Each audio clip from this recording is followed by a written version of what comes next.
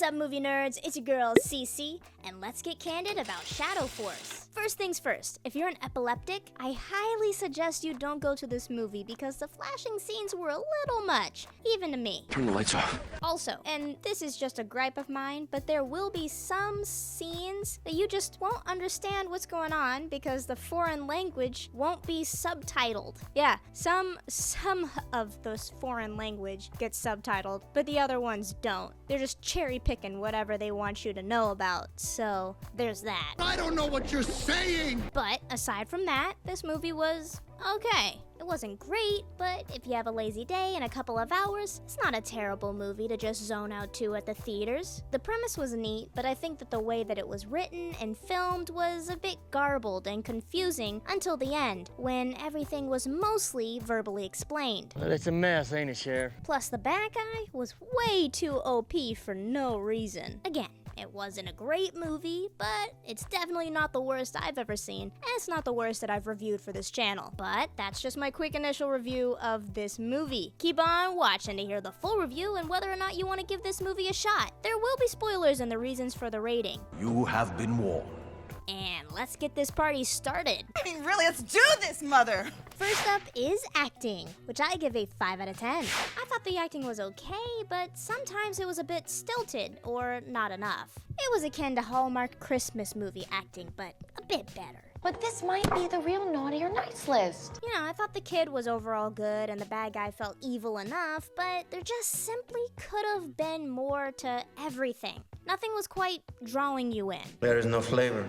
For the story and script, which I give a 3 out of 10. Honestly, it was a bit of a mess. The premise had promise, but the execution was somewhat confusing and lackluster. I don't think I understand fully. You didn't know their reasoning for leaving the Shadow Force, or why it was so bad to leave the Shadow Force and have in-office relations. The only thing you knew for certain was who the good guys were and who the bad guys were. Also, the twist at the end wasn't so twisty. It was more like it happened and you were like, that's kind of crazy, but yeah, that tracks. I'm not really surprised. And if we're putting logs on the fire, the fact that the bad guy was like the Terminator in a sense that he always kept coming back, despite several bullet holes and being forcibly ejected from a boat onto land, was just infuriating. I mean, I get that we need to have good conflict in a movie, but not superhuman conflict. Be more realistic, I mean, come on. I'll be back. Next is the theme, which I gave a 5 out of 10. I believe the theme was familial love and to protect your family no matter what. While that's admirable, it was done way better in The Incredibles, with no backstabbing and no ridiculous showboating. How could I betray the perfect woman? Next are the details, which I give a 4 out of 10. First off, it was pretty standard sets and props. Nothing outstanding, though. Besides the safe house in the jungle, that was really nice. It was cool to see something so secluded and hidden, unlike safe houses in other medias, which are just, you know, way off grid, but sticking out like a sore thumb. The big thing, though, was that 70% of the movie was incredibly dark. I can't see anything. And I'm gonna say the quiet part out loud, but when you have a majority of black actors, you kinda wanna balance the brightness for the movie so that your top billed actors are visible. I mean, come on. Contrast, people. Contrast. Let us see the movie and the actors. Why is it so dark in here? Now, there's also this one thing that could be viewed as a continuity error, but I'll let you decide. In one scene, the married couple fought, and it came to a standstill at the end, like a draw, so it was written to show that they were both of equal footing and power with each other. They were both very strong, and that was also stated by the bad guy later in the movie by saying that they were the leaders of the Shadow Force and the most powerful of them. Dude, I almost had you. But in a later scene, after being forcibly ejected from a boat, the big bad and another Shadow Force member were getting the upper hand of the wife and the husband, to where the wife was completely overpowered and the husband finally got the upper hand and saved the day. Just let me catch my breath. But it still took so long, considering that these are supposed to be the most powerful of the whole movie. So what I want to know is, how can two people who crash landed onto an island with several injuries at the time I can see right through you. get the better of two people who were basically okay, who had no problems whatsoever? How are they stronger? And also, is the fact that the wife got overpowered at the end when the husband and was able to overcome it, mean that the husband is stronger? Because in that first scene, they matched blow for blow. They were both the same strength. So that doesn't make any sense, does it? I think not. Good day, sir! Now we're getting into the nitty-gritty of the full review. So here's your spoiler warning now. Spoiler alert. And let's get into the reasons for the rating. Now, this movie was an R-rated action thriller movie. And yeah, that sums it up mostly. So let's talk about that. Sex, baby! There was none in terms of nudity or romance scenes, besides a few shared kisses between the married couple. But I will say that the song Brick House was referred to as the Booty and Boobies song by a 5-year-old kid, and there was a short conversation between bad guys about a cat and a dog having relations. Drugs and alcohol. There was both alcohol and nicotine ingested in this movie in the form of beer, hard liquor, and cigars. There was also a club scene where somebody was talking about the fact that they wanted to get drunk.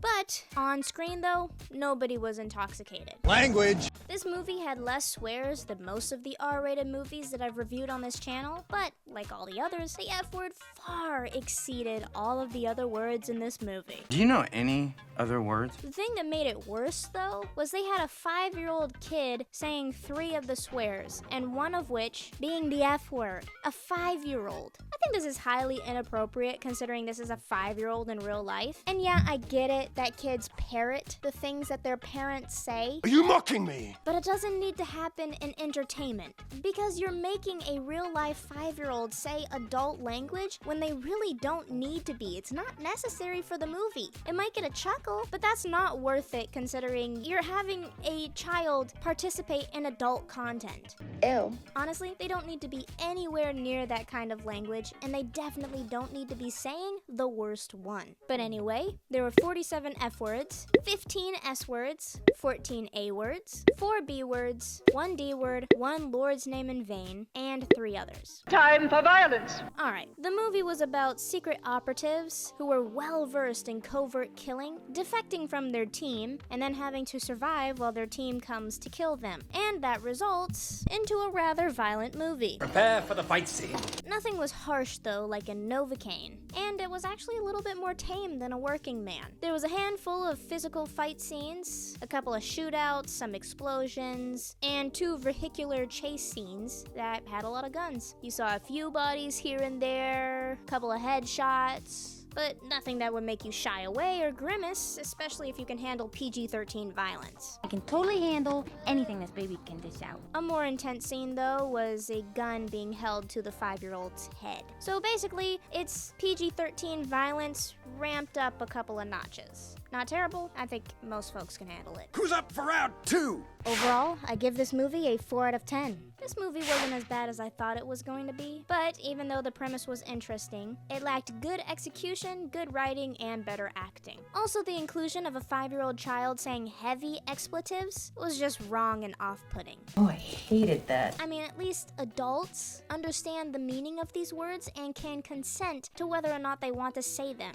A 5-year-old is just doing what you tell him to do. Honestly, I wish the movie was better, but it wasn't a terrible thing to watch on a Saturday afternoon. Also, this is not about the movie whatsoever. It's just something that happened at the theater that I was at, and I just want to talk about it because it was ridiculous. I just want to talk. Look, it's far from me to tell you what to do with your children, to tell you how to parent your children, but if you're going to take 5-year-old kids to a movie theater and watch an R-rated movie, Oh, I'm judging you 9 ways to Sunday. and then, not only that, but then you let your children play on tablets while they're at the theater with the volume all the way up, oh my gosh. For 30 minutes of, for a full 30 minutes of the first part of the movie, these couple of kids were just playing, Candy Crush, I think? It just sound all the way on. And that's bad parenting. Someone in the theater yelled at them and bless you, girl, because I was about to, but I didn't want to be that person, but I was about to be that person. But at least they shut up after that. And then there was one person on FaceTime in the beginning of the movie. That was wild to me too. Theater etiquette is dead, and I'm so sad about that. Wrap that up and give it to a child belt on Christmas, because we're done.